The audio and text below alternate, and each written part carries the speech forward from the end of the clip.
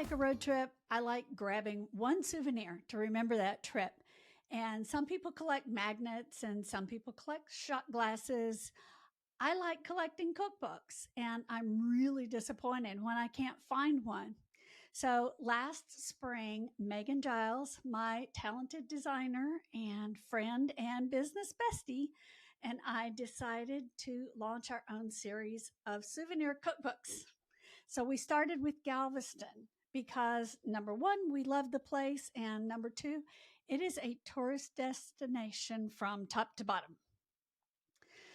For me, it was also a bit of a sentimental favorite. It's the place where my toes hit the beach for the very first time, and it's the place where I was just stunned to see ocean stretching so far into the horizon. And it's the place where I experienced my first fancy seafood dinner. So when we decided on Galveston, I packed my bags and headed that way.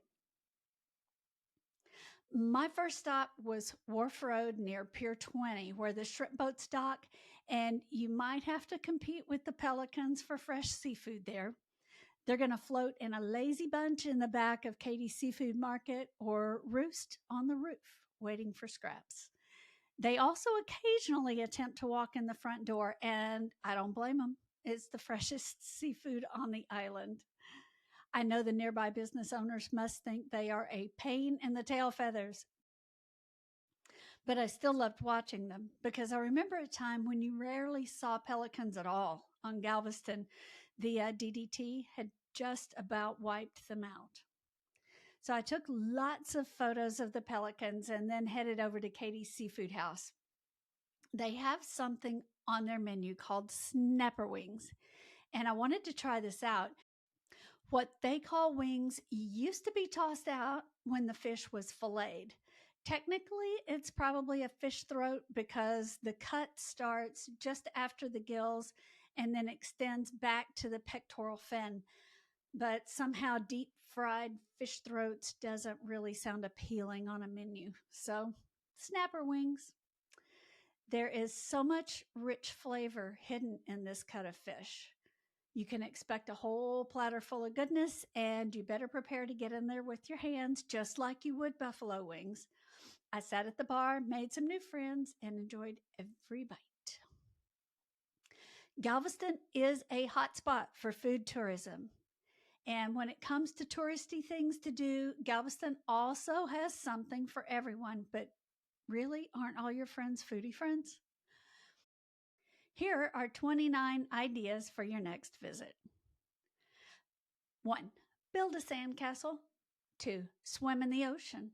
3. Read a book on the beach.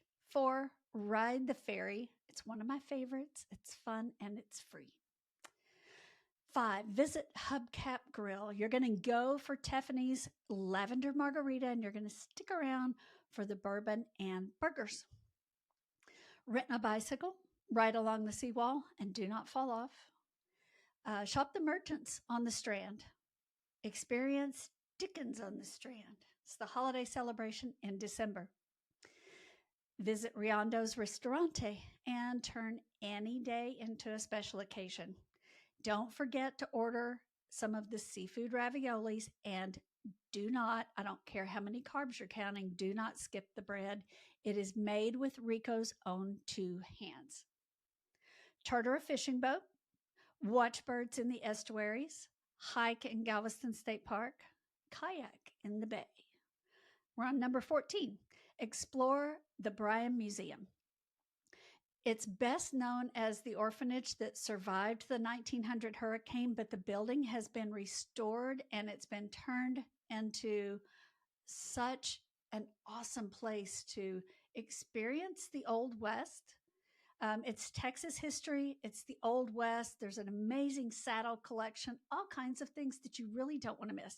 So run over to the Bryan Museum.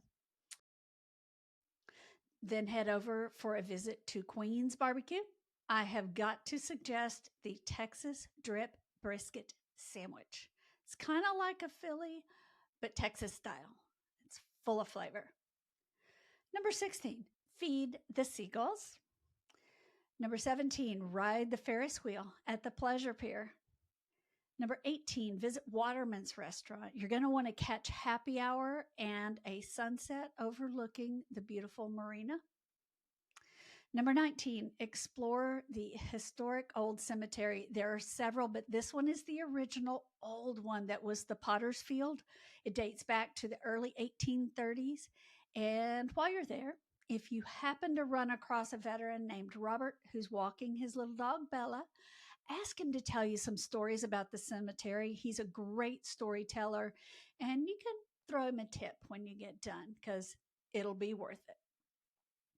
Number 20, photograph the classic Victorian architecture. It is everywhere and it's stunning. 21, visit Sugar and Rye. It's going to be a really classy spot near downtown. They've got talented bartenders and a really elevated menu. So also watch their event calendars for a chance to catch some live piano music. Roam through the galleries and discover some new artists. Collect seashells. Play a round of golf. Catch live music performances at the 1894 Opera House. Discover the pyramids, penguins, and parrots at Moody Gardens. Float in a hotel pool just to get away from the sand for a while. Number 28, experience Mardi Gras.